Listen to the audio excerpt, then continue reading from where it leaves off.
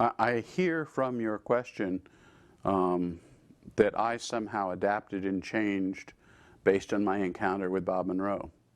And I think I need to explain to you,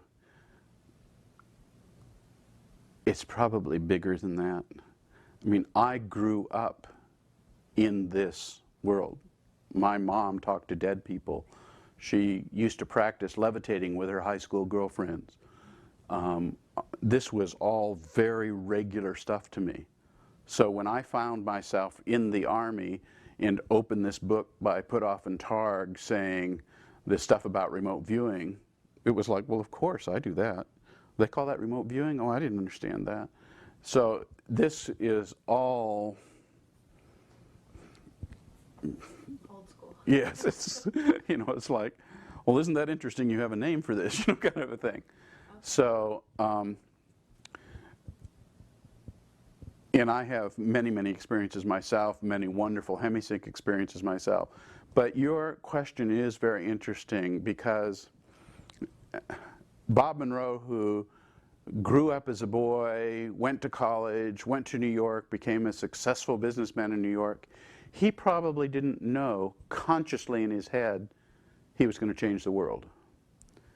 He probably didn't realize that his movement would be one spoke in the wheel of the evolution of human consciousness. So those are things we think about in a conscious level. You know, you think, well, I'm going to go do this now, and I'm going to do this now, and I have these plans.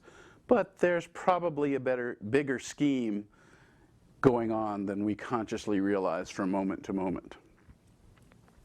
Bob always looked at me, because I was into computers and collecting data and measuring brain waves and everything, as being the big thing in his own conscious mind. And he'd come to me and he said, what do you have to tell me today? You know, well, 87% of this and divided by 2 and this. And so when Bob died, my first experience of him was I had a warning screen flash up on my old 386 computer that said, no end to data. That isn't a screen that's in the software package. So I said, hi, Bob, push the escape key. You know, so he came to me in a way that I would recognize. One other experience of him, and this is, well, actually, I'll talk about participants experiencing him too. But a personal experience that I can personally testify to is at the Roberts Mountain Retreat campus up on the hill. There was a time that I went up there, and I was preparing the area to receive some visitors, and I was going to give the visitors a tour. And here I'd driven all the way up on the hill, and I didn't have a key to get in the door.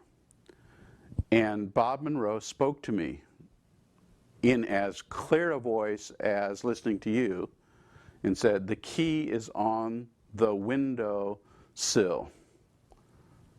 And I just said, oh, good. And I walked over to the windowsill, picked it up off the windowsill, and opened the door, and the people drove up in the car, and it was fine.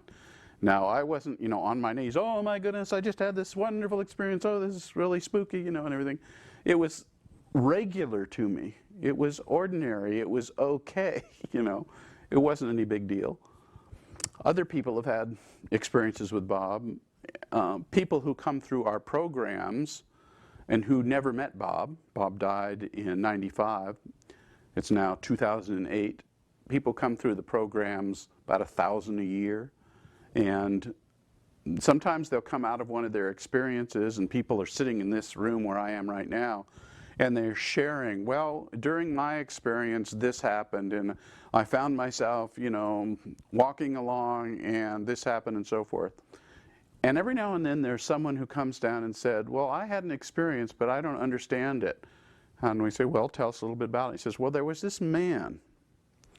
Yes, well, it was very funny because he was carrying a very small little dog.